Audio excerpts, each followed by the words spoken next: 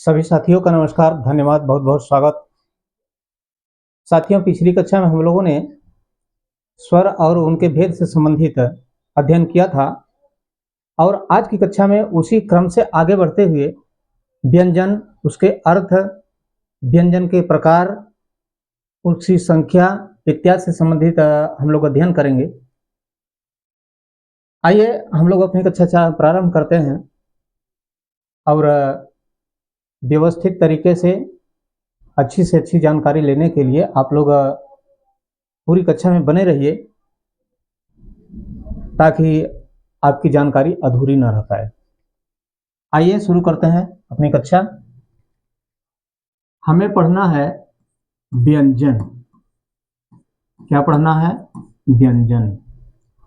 साथियों, व्यंजन वि उपसर्ग और अज धातु के योग से बना हुआ है। वि उपसर्ग और उपसर्ग और अज धातु, जिसका अर्थ होता है विशेष रूप से स्वर युक्त होना, स्वर युक्त, या इसको हम अंजित के नाम से भी जानते हैं। ठीक, विशेष रूप से स्वर युक्त होना। ठीक, इसका मतलब क्या है? स्वर युक्त कहने का मतलब कि ऐसी ध्वनियां जो स्वर से युक्त होती हैं, ऐसी ध्वनियां जो स्वर से युक्त होती हैं, उसे हम क्या कहते हैं? व्यंजन कहते हैं। इसको हम इस प्रकार भी कह सकते हैं कि वे वर्ण या ऐसी ध्वनियां जो स्वर की सहायता से बोली जा सके या जिनका उच्चारण स्वर की सहायता से हो, उनको हम व्यंजन के नाम से जानते हैं। ठीक, इसके बाद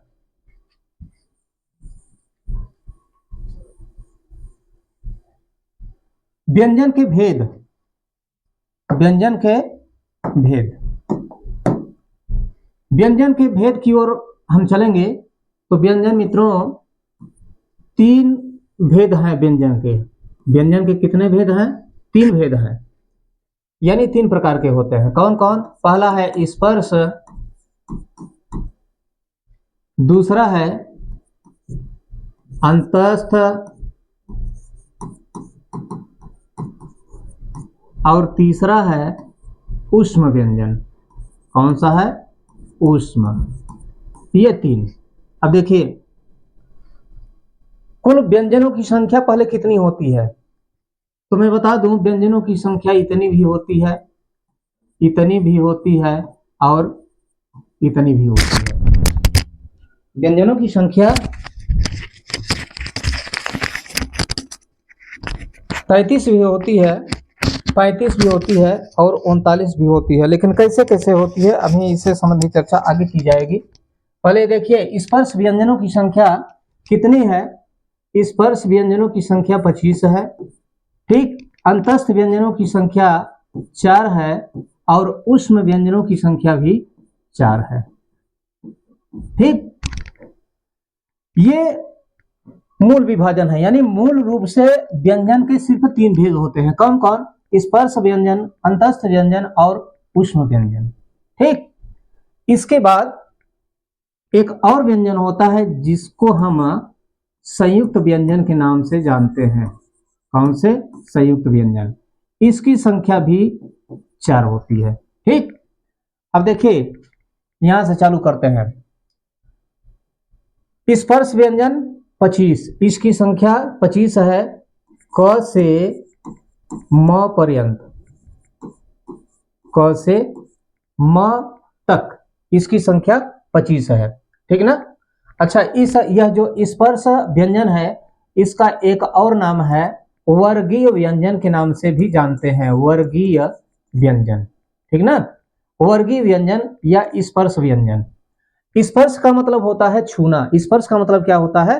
छूना। देखिए, जब हम किसी वर्ण का उच्चारण करते हैं तो जो श्वास है यानी वायु फेफड़े से बाहर की ओर निकलती है, मिश्रित होती है, वह आती है कहां? कंठ।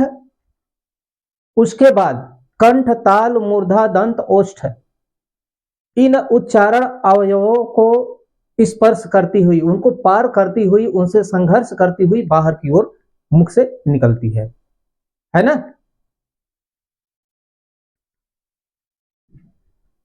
तो हम क्या बता रहे थे, क से म तक की जो संख्या है, अभी हमने जो बताया है उसके बारे में थोड़ी देर बाद में, पहले इसको देख लीजिए। क से म तक की संख्या जो है वह 25 है, वह है क वर्ग।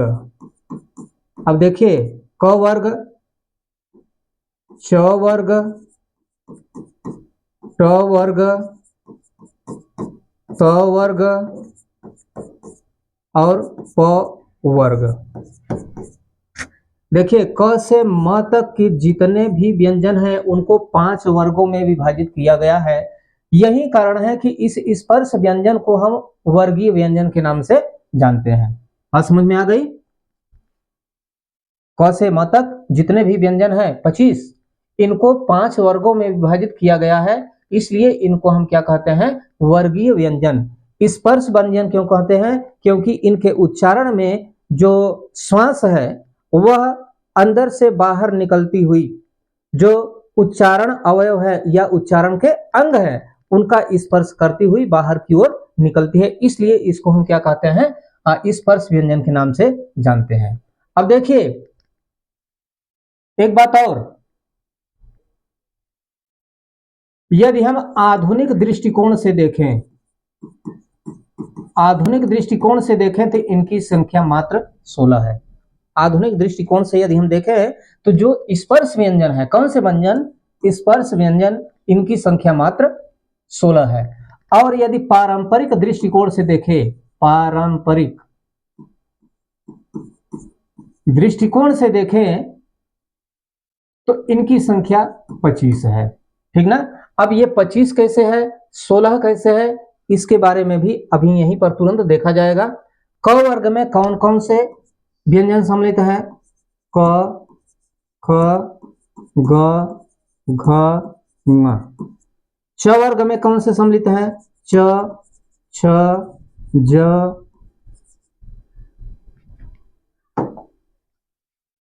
झ, ञ।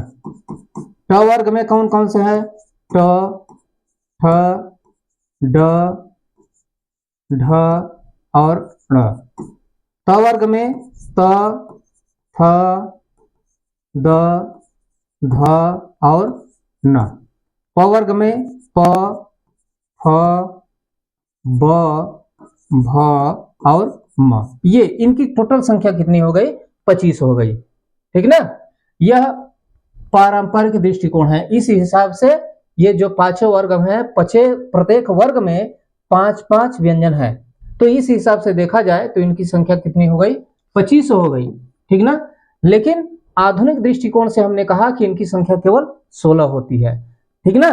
तो 16 कैसे होती है, देखिए इसमें ये च, छ, ज, झ, ये जो 4 व्यंजन है, ये जो 4 व्यंजन है इनको कहा जाता है स्पर्श संघर्षी व्यंजन।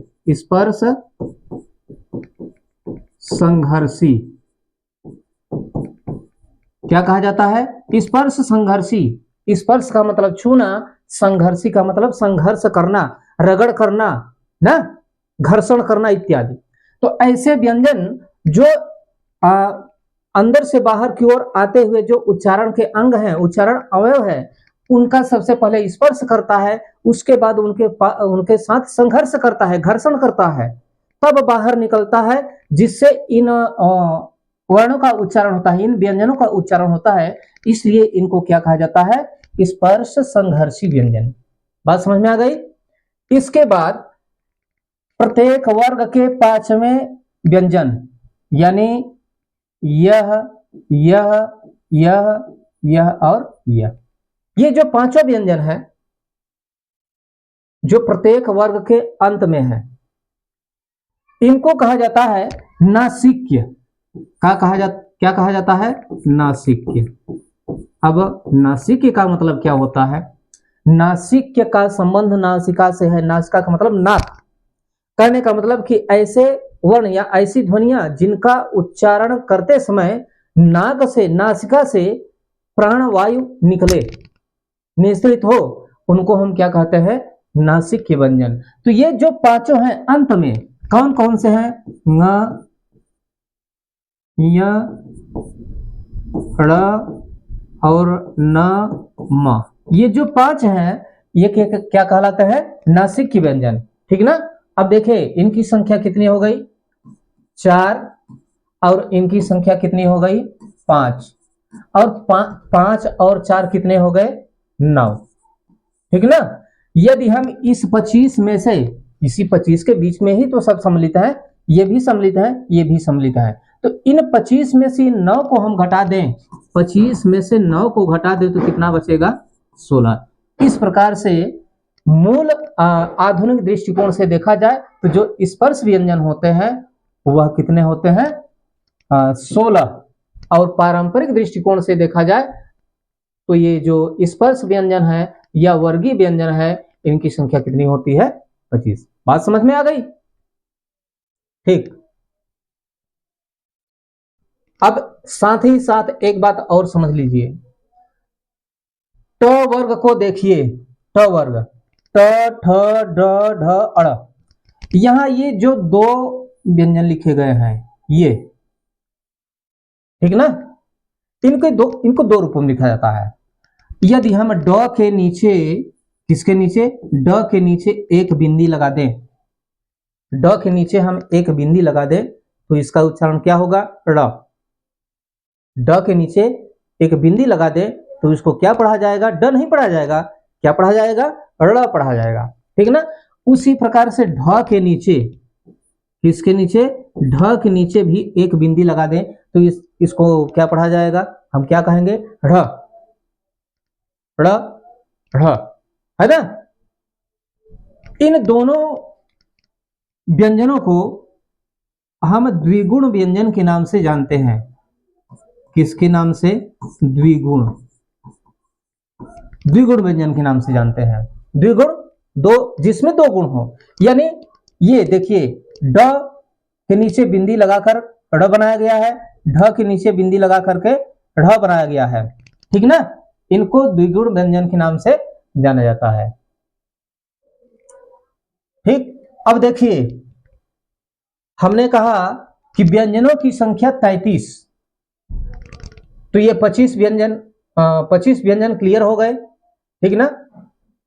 अब हम चलेंगे, ध्यान देते रहिएगा। स्पर्श व्यंजनों की संख्या कितनी है? पारंपरिक दृष्टिकोण से देखा जाए तो इसकी संख्या 25 है, आधुनिक दृष्टिकोण से देखा जाए तो इसकी संख्या कितनी है? 16 है। और 16 के बाद जो 9 शेष बचते हैं जिनको कि आधुनिक में सम्मिलित नहीं किया गया है उनको क्या कहते हैं? या तो फिर स्पर्श संघर्षी कहते हैं या तो फिर नासिकी कहते हैं। स्पर्श संघर्षी की संख्या कितनी है? 4 है और नासिकी की संख्या कितनी है? 5 है, दोनों मिलाकर के 9। ठीक ना। अब आगे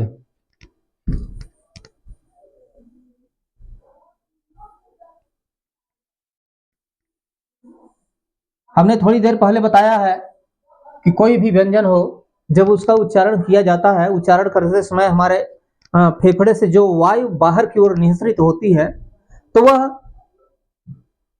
जो उच्चारण के अवयव हैं, उच्चारण के अंग हैं, उनका स्पर्श करती हुई, उनसे संघर्ष करती हुई बाहर की ओर निकलती है ना। तो ये उच्चारण स्थल है कौन कौन से? तो इस उच्चारण स्थल देखिए, यह जो क वर्ग है यह कंठ है, कंठ, इनका उच्चारण स्थान कंठ है। ठीक, इनको कंठ के नाम से जाना जाता है। जो च वर्ग है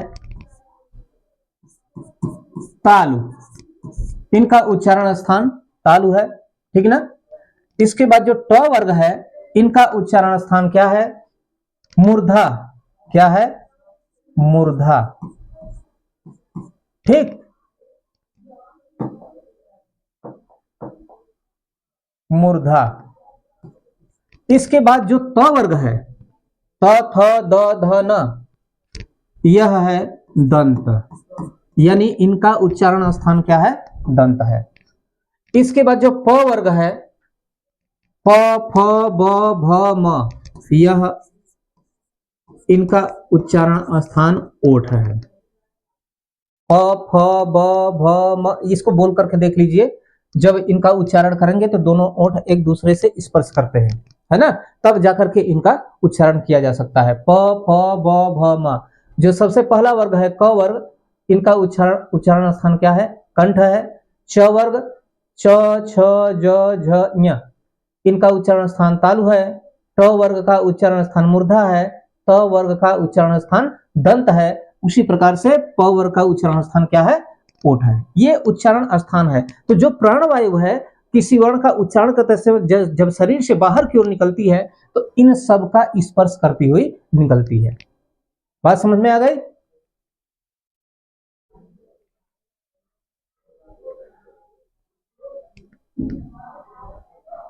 इसके बाद नंबर आता है अंतस्थ व्यंजन का। अंतस्थ व्यंजन, अंतस्थ, अंतस्थ, अंत का मतलब होता है बीच में, स्थम का मतलब होता है स्थित। अंत का मतलब क्या होता है? बीच में, और स्थ का मतलब क्या होता है? स्थित, यानी जो दोनों के बीच में स्थित हो। दोनों के बीच का मतलब इधर यह है, इधर यह है। इन दोनों के बीच में जो वर्ण, जो व्यंजन स्थित है उनको हम क्या कहते हैं? अंतस्थ। ठीक ना? अच्छा ठीक, इसको बताने से पहले एक चीज और मैं आपको बता देना चाहता हूं कि जब प्राणवायु अंदर से बाहर की ओर निकलती है तो इसके 3 चरण होते हैं। जब प्राणवायु किसी वर्ण का या किसी व्यंजन का उच्चारण हम करते हैं तो जो वायु अंदर से बाहर की ओर निकलती है जिससे कि किसी ध्वनि का, किसी व्यंजन का उच्चारण होता है, तो इसकी 3 प्रक्रिया होती है, 3 चरण होते हैं। पहला चरण क्या होता है? हवा का आगमन। क्या होता है? हवा का आगमन। आगमन माने क्या होता है? आना। आगमन माने क्या होता है? आना, यानी फेफड़े से, हमारे अंदर से हवा जो है कहां आती है? गले तक आती है ना। इसके बाद विभिन्न उच्चारण स्थल से उनका संपर्क होता है। उच्चारण स्थल कौन कौन से हैं? यहां पर लिखा गया है, कंठ, ताल, मूर्धा, दंत और ओठ। ठीक है ना? तो ये प्रथम चरण है। कौन सा चरण है? प्रथम चरण है। प्रथम चरण में हवा फेफड़े से निकल करके कंठ तक पहुंचती है। ठीक ना? इसके बाद जो दूसरा चरण है वह है अवरोधन। क्या है? अवरोधन। अवरोधन का मतलब होता है रुकावट। अवरोधन का मतलब क्या होता है? रुकावट होता है। हवा, वायु जब अंदर से बाहर की ओर निकलने का प्रयास करती हुई कंठ तक पहुंचती है तो वहां पर विभिन्न जो उच्चारण अंग है वे एक दूसरे से क्या करते हैं? सट करके उसको रोकने का प्रयास करते हैं। क्या करते हैं? उसको का मतलब किसको? अंदर से आती हुई वायु का मतलब आपस में सटकर रोकने का प्रयास करते हैं, तो वह स्थिति होता है अवरोधन। इसके बाद जो तीसरी स्थिति है, जो तीसरा चरण है वह है स्फोटन। स्फोटन। ठीक है ना? तीसरा चरण क्या है? स्फोटन। मतलब कि हवा अंदर से चलकर कंठ तक पहुंची। कंठ तक का मतलब कि जो उच्चारण स्थल है वहां तक पहुंची। उच्चारण अवयव एक दूसरे से सट करके हवा को रोक लिए, वायु को रोक लिए, यह दूसरा चरण हो गया। लेकिन उस पर धक्का दिया किसने? अंदर से आती हुई वायु ने क्या किया? धक्का दिया, और धक्का या रगड़ के चलते फिर जो दो अंग, दो अवयव एक दूसरे से सटे हुए थे वे फिर हट गए। जब हट गए, जब हट जाते हैं तो वायु को बाहर निकलने का रास्ता मिल जाता है। ठीक है ना? तो यह है स्फोटन। इस तरीके से हम किसी स्पर्श वर्ग का उच्चारण किया करते हैं। ठीक है? अब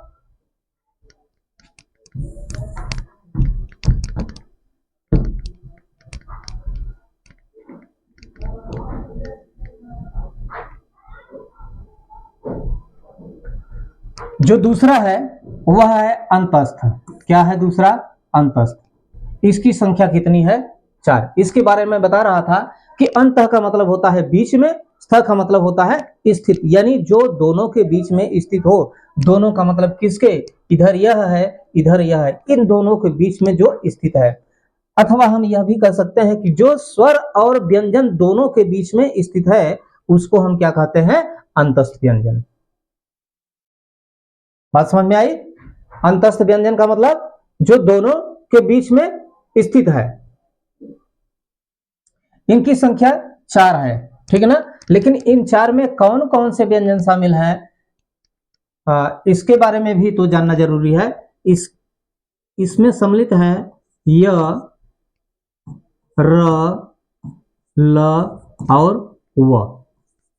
ये 4 अंतस्थ व्यंजन में ये 4 सम्मिलित हैं, ठीक ना। अंतस्थ का मतलब क्या होता है, ऐसे व्यंजन जो स्वर और व्यंजन दोनों के बीच में स्थित हो उनको हम क्या कहते हैं, अंतस्थ व्यंजन। बात समझ में आ गई?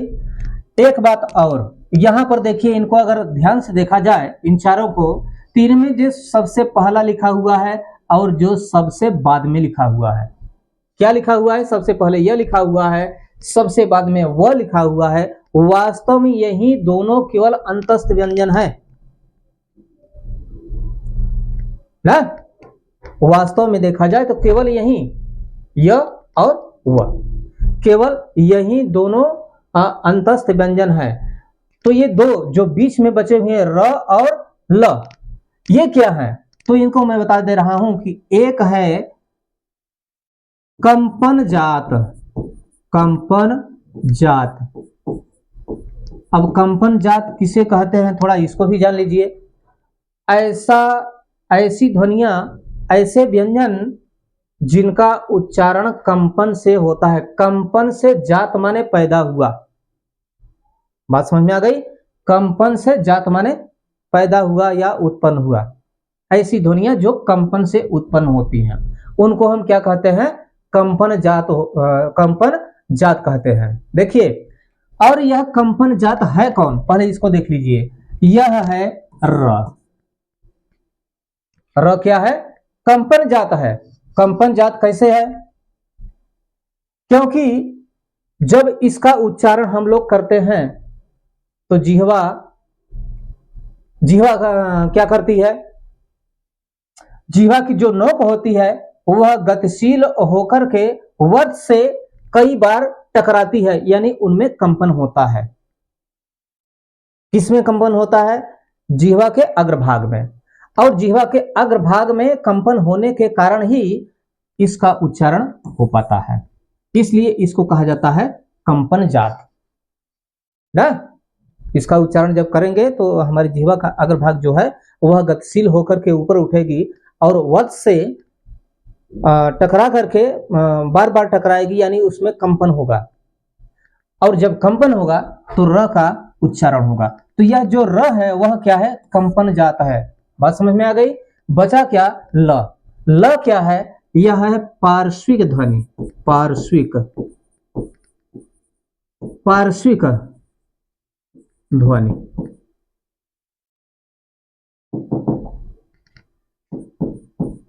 पार्श्विक का मतलब क्या होता है, पार्श्व माने होता है बगल में। पार्श्व माने क्या होता है, बगल में, यानी ऐसी ध्वनि जिनका उच्चारण करते समय वायु दोनों तरफ से निकले उसे हम पार्श्विक ध्वनि कहते हैं। तो दोनों तरफ से कहां निकलेगा भाई, बाएं कान से कि दाएं कान से, ऐसा कुछ नहीं है। उच्चारण जब भी करते हैं उसमें हमारी जो जिह्वा होती है या जो उच्चारण स्थल होते हैं उनकी महत्वपूर्ण भूमिका होती है, साथ साथ वायु भी होती है ना। तो जब हम इसका उच्चारण करते हैं, किसका, ल का उच्चारण करते हैं तो जिह्वा क्या करती है, थोड़ा ऊपर उठती है ना। जिह्वा का जो नोक है थोड़ा ऊपर उठता है। ल बोलकर देख लीजिए, जिह्वा का जो नुकीला भाग होता है वह ऊपर उठता है और जाकर के वह ऊपर के मसूड़े से स्पर्श करता है और अंदर से आती हुई जो वायु है वह बगल से जगह पा करके निकलती है। तो वह ध्वनि कौन सी है, ल है। यानी ऐसी ध्वनियां जिनका उच्चारण जिह्वा के दोनों तरफ से निकले उसको हम क्या कहते हैं? पार्श्विक ध्वनि कहते हैं। बात समझ में आ गई? तो ये अंतस्थ व्यंजनों की संख्या कितनी हो गई? 4। तो 25 और 4 कितने हो गए? 29। 25 और धन 4 बराबर कितने हो गए? 29। ठीक ना? हमने बताया है कि जो व्यंजन है इनको मुख्य रूप से, मूल रूप से केवल 3 भागों में बांटा गया है। यही मैंने बताया है कि मुख्य रूप से इनको 3 भागों में बांटा गया है। तो आपके मन में यह प्रश्न भी पैदा हो रहा होगा कि जब 3 भाग में ही बांटा गया है तो ये चौथा कहां से आ गया? तो अभी धैर्य बनाए रखिए, इसके बारे में भी चर्चा की जाएगी। ठीक है ना? तो ये अंतस्थ व्यंजन हो गया। इसके बाद है ऊष्म व्यंजन।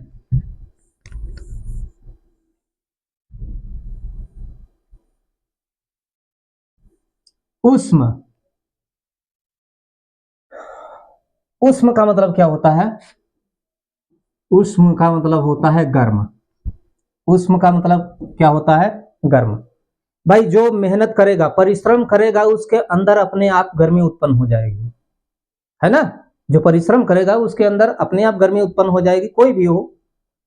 तो जब ध्वनियों का हम उच्चारण करते हैं तो जो प्राणवायु है अंदर से बाहर की ओर निकलती है, उसका अवरोधन, उसका स्पर्श इनसे होता है। वह घर्षण करती हुई, रगड़ करती हुई, मेहनत करती हुई बाहर निकलती है, तो जाहिर सी बात है कि वह थोड़ी गर्म हो जाएगी, थोड़ी उष्मा उसमें पैदा हो जाएगी, है ना? यही कारण है कि इसको ऊष्म व्यंजन के नाम से जानते हैं। पहले यह तो जान लीजिए कि ऊष्म व्यंजन है कौन कौन? ऊष्म व्यंजन कौन कौन है?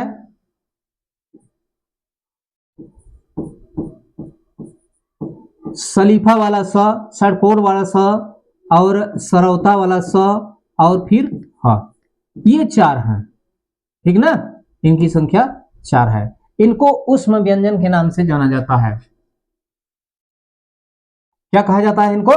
ऊष्म व्यंजन। ऊष्म व्यंजन का मतलब जिन व्यंजनों के उच्चारण में वायु थोड़ी गर्म होकर, मतलब जिसमें कुछ उष्मा उत्पन्न हो जाए, उसके बाद वह मुख के बाहर निकले, तो उसको हम ऊष्म व्यंजन के नाम से जानते हैं। इसका दूसरा नाम है संघर्षी व्यंजन। इसका दूसरा नाम क्या है? संघर्षी।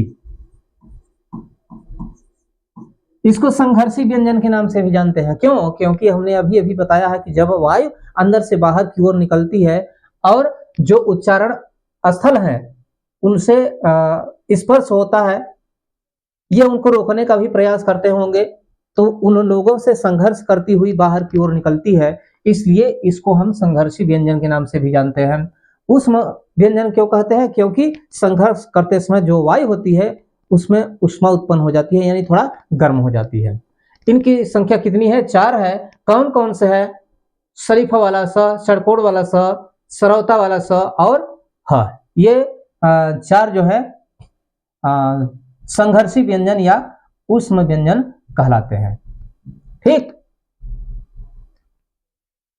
अच्छा, अब गिन लीजिए। 25 और 4 29, 29 और 4 4 इसमें जोड़ दीजिए तो कितना हो गया? 33। व्यंजनों की संख्या कितनी है? 33। यह हमने पहले ही बता दिया था कि व्यंजनों की संख्या 33 भी है, 35 भी है, 39 भी है। तो 33 को हमने बता दिया। मूल रूप से मूल व्यंजनों की जो संख्या है वह कितनी है? 33 है। मूलतः व्यंजनों को कितने भागों में बांटा गया है? उनको 3 भागों में बांटा गया है। स्पर्श व्यंजन या वर्गीय व्यंजन, अंतस्थ व्यंजन और ऊष्म व्यंजन। बात समझ में आ गई? अब यहां चलते हैं संयुक्त व्यंजन। संयुक्त का मतलब क्या होता है भाई? मेल होता है। संयुक्त का मतलब क्या होता है? मेल। यानी ऐसे व्यंजन जो 2 या 2 से अधिक व्यंजनों के योग से बने हों, उनको हम क्या कहते हैं? संयुक्त व्यंजन कहते हैं। ठीक ना? अब संयुक्त व्यंजन है कौन कौन, पहले इसको तो देख लिया जाए।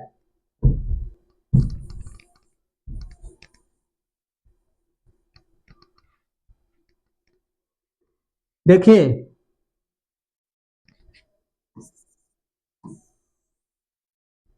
क धन छ, ठीक है। क और षटकोण वाला स, दोनों को मिलाकर तब इसकी रचना होती है, ठीक ना। इसको हम दो तरीके से लिख सकते हैं। हमने क्या बताया, संयुक्त व्यंजन क्या कहते हैं, किसको कहते हैं? ऐसे व्यंजन जिनका कम से कम दो व्यंजनों, ऐसा व्यंजन जिसकी रचना में कम से कम दो व्यंजनों का योग हो, या तो फिर कम से कम दो व्यंजन हो और एक स्वर हो, तो उसको हम क्या कहते हैं? संयुक्त व्यंजन। ये पहले प्रकार से हमने लिख दिया, और इस प्रकार भी लिखा जा सकता है क धन ये, ठीक है ना। यहां दो व्यंजन हो गए, यहां पर दो व्यंजन और एक स्वर हो गए, दोनों तरीके से, ठीक ना। दोनों की रचना हुई क्या, किस रूप में? छत्री वाले छ के रूप में। उसी प्रकार से छ के बाद क्या आता है? त्र आता है। त धन र बराबर त्र, त धन र धन अ बराबर त, त्र। इसके बाद एक क्या लिखा है? ज और ञ, क्या हो गया? ज्य। देखिए ध्यान दीजिएगा, यहां पर इसकी रचना इन दो वर्णों से, इन दोनों व्यंजनों से होती है, जिसमें कि ज और ञ सम्मिलित है, तो इसका शुद्ध उच्चारण ज होगा। लोग इसको लोग ज्ञ के नाम से बोलते हैं, तो ज्ञ शुद्ध उच्चारण नहीं है, शुद्ध अशुद्ध आपको हमेशा हिंदी भाषियों के लिए बहुत ही महत्वपूर्ण है, इसके बात पर विशेष ध्यान देना या इसके विषय में जानकारी रखना। तो यह जो है, यह इसको ज्ञ के नाम से जानते हैं, जाना जाना चाहिए, न कि ज्ञ के नाम से, है ना। जैसे हमको ज्ञान लिखना है, क्या लिखना है? ज्ञान लिखना है, तो अगर किसी को कहा जाता है तो फट से ये लिख देते हैं, तो यह ज्ञान नहीं बल्कि क्या होता है? ज्ञान होता है, ठीक है ना। क्या होता है? ज्ञान। ज्ञान तो ऐसे लिखा जाता है, ठीक है ना।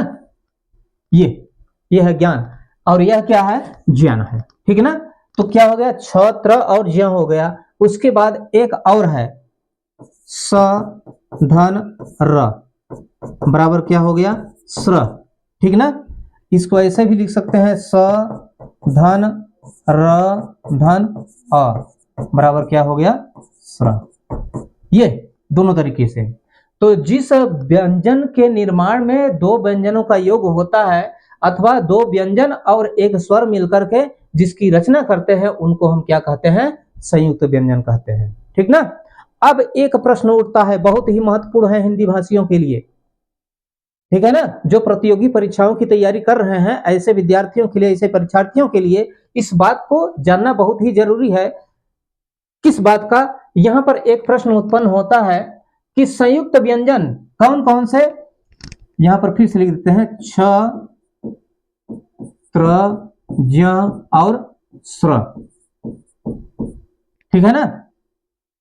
हमने पहले ही बताया है कि इस व्यंजन को मुख्य रूप से मूलतः केवल तीन भागों में बांटा गया है, लेकिन यह जो संयुक्त व्यंजन है यह चौथा है। तो जब तीन भागों में बांटा गया है, तो यह चौथा कहां से आ गया? यदि चौथा आ गया तो यह मूल व्यंजन की श्रेणी में क्यों नहीं है, या मूल व्यंजनों के रूप में क्यों नहीं लिखा जा सकता, है ना। जबकि वर्ण बावनी में, वर्ण बावनी का मतलब वर्ण बावन होते हैं, जो हमारी वर्णमाला है, वर्ण माला में, वर्ण बावनी में यह सम्मिलित है, फिर भी मूल व्यंजन में क्यों सम्मिलित नहीं है? तो इसके लिए मैं आपको बता देना चाहता हूं, पेज तो भर गया।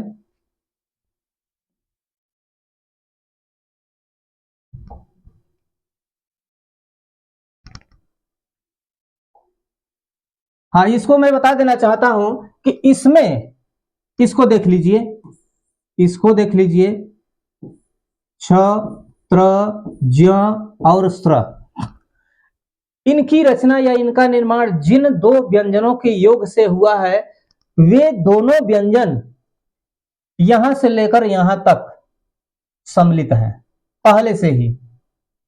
क है, यहां है, षटकोण वाला स है, यहां है ना, त है, इसमें है, र कहां है, यहां है, ज कहां है, यहां है, स्पर्श व्यंजन में य कहां है, इसी में है ना। इस प्रकार से स कहां है, स यहां पर है, और र कहां है, र यहां पर है। कुल मिलाकर के इनके निर्माण में, इनकी रचना में जिन दो व्यंजनों का योग है वे सभी के सभी मूल व्यंजन में ही सम्मिलित हैं। तो जब मूल व्यंजन में सम्मिलित है तो फिर वहां कैसे रखे जाएंगे, है ना। कहने का मतलब कि इनके निर्माण में, इनकी रचना में जो दो व्यंजनों का योगदान है वे मूल व्यंजनों में ही स्थित है, मूल व्यंजनों की श्रेणी में रखा गया है। इसलिए इनको अलग से, इसलिए इन चारों को मूल व्यंजन की कोटि में या मूल व्यंजन की श्रेणी में नहीं रखा गया है। बात समझ में आ गई। एक बात और, अब यह प्रश्न उठता है कि क्या चार ही संयुक्त व्यंजन है जो कि हमारे हिंदी भाषा में प्रयुक्त किए जाते हैं। हमारी हिंदी भाषा में प्रयुक्त किए जाने वाले केवल चार ही संयुक्त व्यंजन हैं अथवा और हैं। तो थोड़ा इस पर भी हम देख लेना, चर्चा कर लेना चाहते हैं, देख लेना चाहते हैं हम लोग। देखिए, द, धन, व, ध्यान से देखिएगा, भूलिएगा मत। द, धन, व, द, धन, ध, इनको यदि हम जोड़ें तो क्या होगा, द्व, है ना। और इनको जब हम जोड़ेंगे तो क्या होगा, ये होगा, है ना। जैसे हमने कहा द्वारा, द्वारा, यह भी लिखा, और फिर क्या लिखा, द्वारा, है ना। और इससे बुद्ध ऐसे भी लिखा जाता है, और बुद्ध ऐसे भी लिखा जाता है। बात समझ में आ गई। ह और व, ह और व से क्या बनता है, हुआ। देखिए यहां भी हुआ सम्मिलित है ना। इसी प्रकार से द,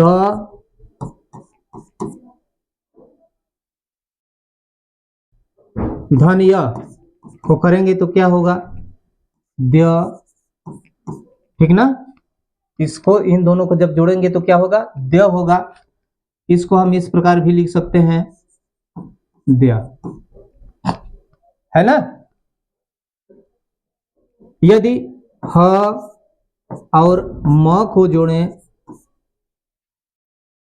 तो क्या होगा, ह और इसी में म लिखा जाएगा, ठीक है ना। जैसे लिखना है ब्रह्म, क्या लिखना है, ब्रह्म, तो यहां देखिए हमने लिख दिया, लिया ब्रह्म, ठीक ना। इसको इस प्रकार से भी लिखा जा सकता है, ब्रह्म, ठीक है ना। विद्यालय लिखना है तो हम दो प्रकार से लिख सकते हैं, विद्यालय, ये भी लिख सकते हैं और यह भी लिख सकते हैं, ठीक है ना। विद्यालय यह भी लिखा हुआ है और वह भी विद्यालय लिखा हुआ है, ठीक है ना। ह और न, ह यहीं पर देखिए न हो गया। इसको लिखना है तो कैसे लिखेंगे, जैसे लिखा हमने, ये हो गया चिन्ह, और इसको इस प्रकार से लिखा जा सकता है, चिन्ह। बात समझ में आ गई।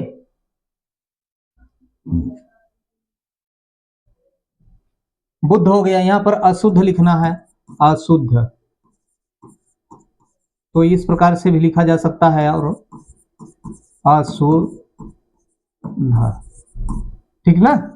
तो इस प्रकार से बहुत सारे ऐसे व्यंजन हैं जो संयुक्त व्यंजन की कोटि में आते हैं, फिर भी उनको संयुक्त व्यंजन की श्रेणी में रखा नहीं जाता है। क्यों नहीं रखा जाता है, जबकि इनका खुलकर प्रयोग हमारी हिंदी भाषा में होता है? प्रश्न यही है ना कि जो 4 व्यंजन है कौन कौन से, छ, त्र, ज्ञ और स्र, ये संयुक्त व्यंजन हमारी जो वर्णमावनी है, वर्णमाला है, इनमें इन 4 को संयुक्त व्यंजन के रूप में रखा गया है। तो ये भी तो है, यह भी है, यह भी, यह भी, यह भी, यह भी, यह भी तो संयुक्त व्यंजन ही है। फिर भी इनको उस कोटि में क्यों नहीं रखा गया है, प्रश्न यह उठता है। तो इसका कारण यह है कि जो ये चारों हैं, ये इनको दूसरे प्रकार से नहीं लिखा जा सकता है, दूसरे रूप में नहीं लिखा जा सकता है, जबकि इन सबको दो दो प्रकार से लिखा जा सकता है ना। जैसे ये लिखा हुआ है, यहां भी लिखा हुआ है, यहां भी लिखा हुआ है ना। ये यहां भी हमने लिखा है और यहां भी हमने लिखा है ना। यह भी यहां लिखा हुआ है, यहां लिखा हुआ है, यहां लिखा हुआ है, यहां भी लिखा हुआ है, ठीक ना। इसी प्रकार से यह भी है, यहां लिखा हुआ है, दो दो रूपों में लिखा हुआ है, लिखा है ना, ये दो दो रूपों में लिखा हुआ है। तो ये जो व्यंजन है जो कि संयुक्त व्यंजन ही है, लेकिन इनको दो प्रकार से लिखा जा सकता है, और इनको जो ये 4 हैं इनको दो प्रकार से नहीं लिखा जा सकता है। कारण यही है कि ये संयुक्त व्यंजन होते हुए भी संयुक्त व्यंजन की कोटि में नहीं रखा गया है। बात समझ में आ गई, ठीक ना। अब देखिए, हमने कहा था कि वर्णों की संख्या 33 भी हो सकती है, 35 भी हो सकती है और 39 भी हो सकती है। तो 33 तो हमने गिना दिया। 35 कैसे गिनाया हमने, स्पर्श व्यंजनों की संख्या कितनी, 16 और 25 ना, और नहीं और करेंगे तो मिल जाएगा। आधुनिक दृष्टिकोण से 16 और परंपरागत दृष्टिकोण से देखें तो कितना, 25 है ना, यही हमने बताया है। इसके बाद नासिक्य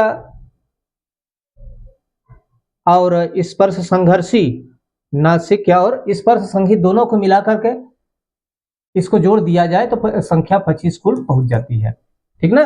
कुल मिलाकर के इनकी संख्या कितनी हो गई, 25 हो गई। इसके बाद अंतस्थ 04, ऊष्म 04, कितने हो गए, जोड़िए, 25, 4, 29, 29 और 4, 33। इस प्रकार से मूल व्यंजनों की संख्या 33 हो गई, ठीक है ना। 35 कब होगा, 35 कब होगा, अभी अभी हमने बताया है, क्या बताया है, ड़ और ढ़, ये इनको क्या कहा जाता है, द्विगुण व्यंजन। क्या कहा जाता है, द्विगुण व्यंजन। यदि इन, देखिए ये हमारी वर्णमावनी में सम्मिलित नहीं है, फिर भी हमारी हिंदी भाषा में इनका खुलकर प्रयोग होता है, हम लोग इनको लिखते भी हैं, पढ़ते भी हैं, है ना। तो इनको द्विगुण व्यंजन कहा जाता है। जब इनको हम इसमें जोड़ देंगे तो कितना हो जाएगा, 35 हो जाएगा। 35 क्लियर हो गया, ठीक है ना। इसके बाद 4 इसमें हम जोड़ दें, क्या क्या जोड़ें, बताइए क्या जोड़ें, 4 जोड़ दें संयुक्त व्यंजन ना, तो कितना हो जाएगा, 35 और 4, 39। वर्णों की संख्या कितनी हो गई, 39। यानी मूल रूप से पूछे कुल टोटल कुल मूल वर्णों की संख्या कितनी है, तो 33। और यदि इसमें हम दो द्विगुण व्यंजन को जोड़ दें, कौन से, द्विगुण व्यंजन को जोड़ दें तो कुल संख्या 35 हो जाती है, और संयुक्त व्यंजन 4 इसमें जोड़ दें तो कुल संख्या कितनी हो जाती है, 39 हो जाती है। बात समझ में आ गई। अब इसके आगे एक बार पुनः थोड़ा सा इसको दोहरा देना चाहते हैं, कौन कौन से व्यंजन है। पहला है स्पर्श, स्पर्श व्यंजन यानी ऐसे व्यंजन जो फेफड़े से, जिनका उच्चारण में वायु फेफड़े से निकल करके उच्चारण अंगों का स्पर्श करती है, उसको हम स्पर्श व्यंजन कहते हैं, जिनकी संख्या कितनी है, 25 ना। जिनकी संख्या कितनी है 25।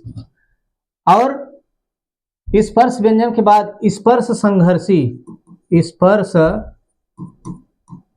संघर्षी, स्पर्श संघर्षी व्यंजन कौन कौन से हैं? हमने अभी अभी बताया है च, छ, ज, झ।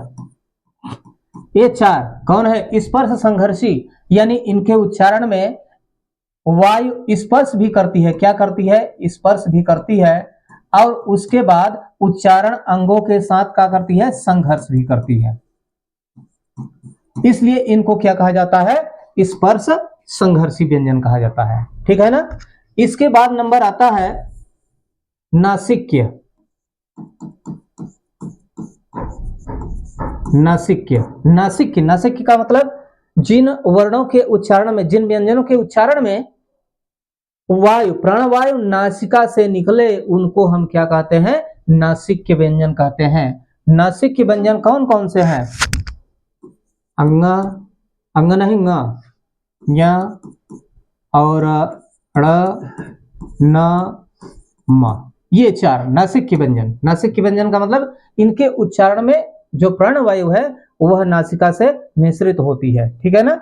इसके बाद है संघर्षी।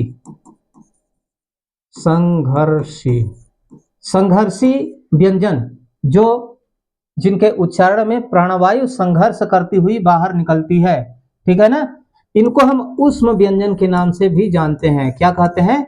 ऊष्म व्यंजन के नाम से भी जानते हैं। संघर्षी व्यंजन या ऊष्म व्यंजन, जब वायु, प्राणवायु अंदर से बाहर की ओर निकलती हुई उच्चारण अवयवों या अंगों के साथ संघर्ष करती है, तो वह स्वतः ही ऊष्मायुक्त हो जाती है, स्वतः ही गर्म हो जाती है। तो इसको हम क्या कहते हैं? या तो फिर संघर्षी या तो फिर ऊष्म व्यंजन के नाम से जानते हैं। ठीक है ना। अब इसमें कौन कौन सम्मिलित है? स, षटकोण वाला स, सरवता वाला स और ह, ये क्या हो गए? संघर्षी या ऊष्म व्यंजन हो गए। ठीक है ना। इसके बाद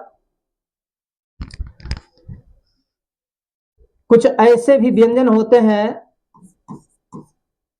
असंघर्षी। असंघर्षी, असंघर्षी व्यंजन, कुछ ऐसे भी व्यंजन होते हैं जिनके उच्चारण में प्राणवायु किसी से भी संघर्ष नहीं करती है और वह सीधे सीधे बाहर निकल जाती है। तो ऐसे कौन है असंघर्षी, असंघर्षी व्यंजन? ऐसे कौन कौन से व्यंजन है? य, र, ल और व। ये चारों असंघर्षी व्यंजन कहलाते हैं। बात समझ में आ गई। इन्हीं को हम अंतस्थ व्यंजन के नाम से जानते हैं। ठीक है ना। किस व्यंजन के नाम से? अंतस्थ व्यंजन।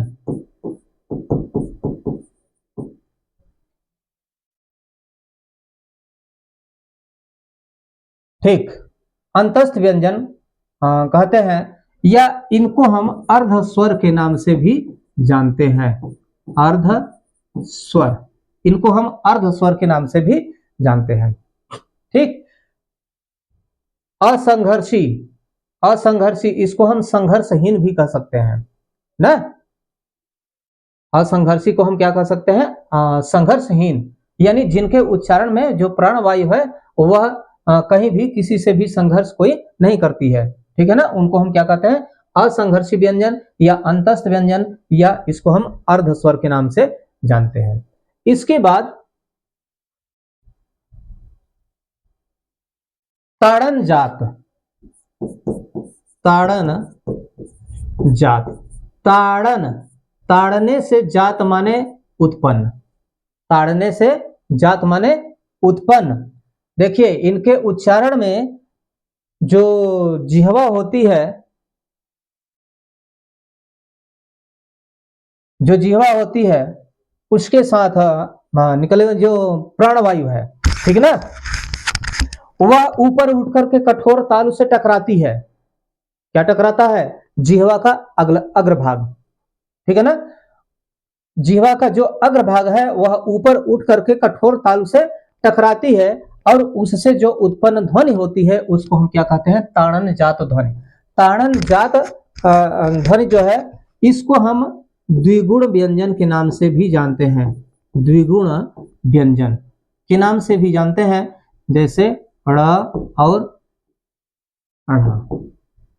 ठीक, तो ये है, ये इन दोनों को हम ताड़न जात व्यंजन के नाम से जानते हैं। इसके बाद प्रकंपित, प्रकंपित, प्रकंपित का मतलब जिनके उच्चारण में जो प्राणवायु है वह कंपन करती हुई बाहर निकलती है, उनको हम क्या कहते हैं, प्रकंपित व्यंजन। यानी जिन व्यंजनों के उच्चारण में प्राणवायु कंपन करती हुई बाहर निकलती है, जिससे कि उस वर्ण का, उस व्यंजन का उच्चारण होता है, उसको हम प्रकंपित व्यंजन के नाम से जानते हैं।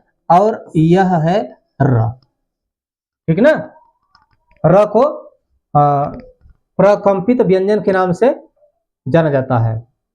इसके उच्चारण में जिह्वा का जो अग्रभाग होता है, नोक, गतिशील हो जाता है, गतिशील होकर के ऊपर उठता है और वह कई बार कंपन करता है, तब जाकर के र का उच्चारण होता है। बात समझ में आ गई।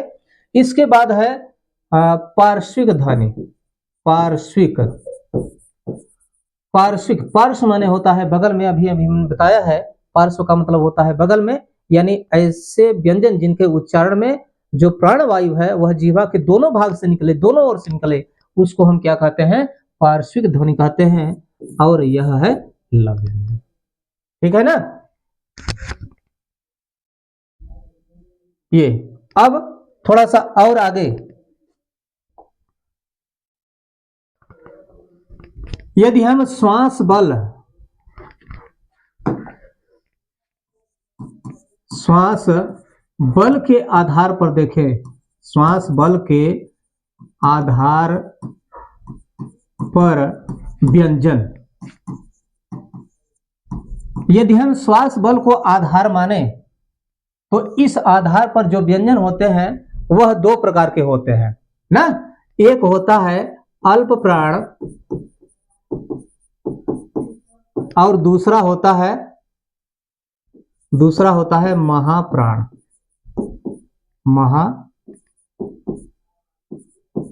एक होता है अल्प प्राण और दूसरा होता है महाप्राण। अल्प का मतलब क्या होता है, थोड़ा, अल्प का मतलब थोड़ा, और प्राण का मतलब होता है क्या, वायु या हवा, ठीक है ना। यानी ऐसे वर्ण जिनके उच्चारण में जो प्राण वायु है उनकी थोड़ी सी मात्रा खर्च हो या प्राण वायु कम लगे, उनको हम क्या कहते हैं, अल्प प्राण। बात समझ में आ गई। अल्प प्राण किसको कहते हैं, ऐसे वर्ण जिनके, ऐसे व्यंजन जिनके उच्चारण करते समय जो प्राण वायु है वह थोड़ी मात्रा में खर्च हो, उसको हम क्या कहते हैं, प्राण वायु के नाम से जानते हैं, ठीक है ना। तो किसी भी, अब पूछेंगे कि जो हमारी वर्ण बावनी है उसमें से कौन कौन से वर्ण या कौन कौन से व्यंजन प्राण वायु में सम्मिलित है, अल्प प्राण में सम्मिलित है। तो यह जान लीजिए, प्रत्येक वर्ग का पहला, तीसरा और पांचवा, पहला, तीसरा, पांचवा, इसके साथ साथ अंतस्थ,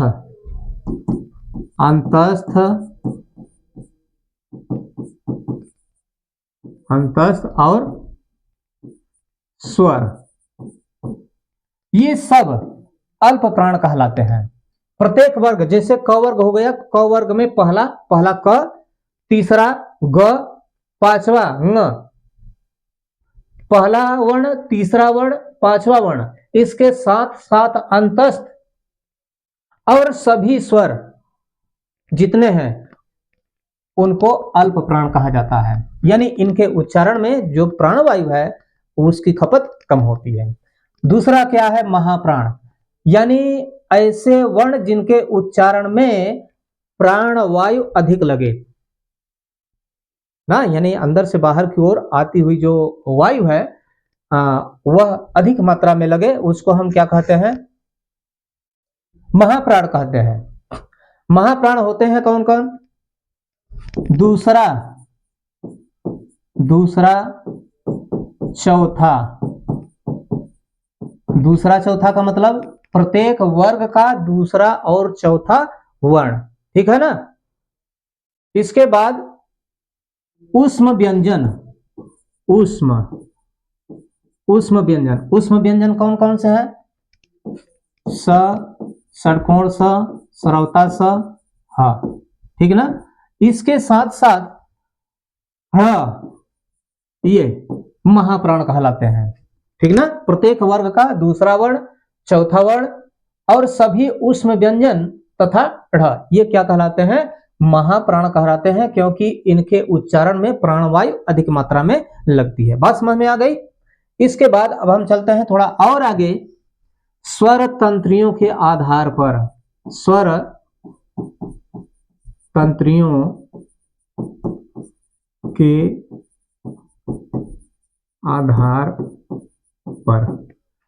आधार पर क्या? व्यंजन, व्यंजन।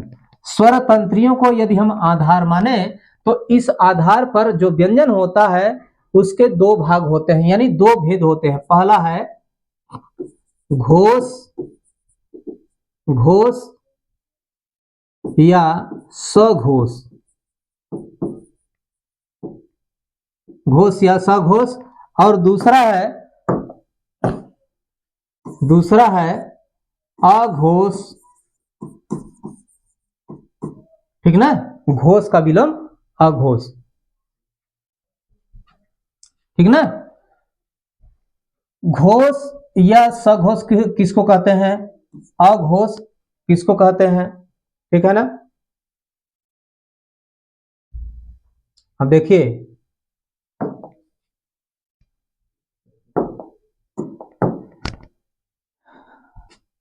यहां पर थोड़ा ध्यान दीजिए।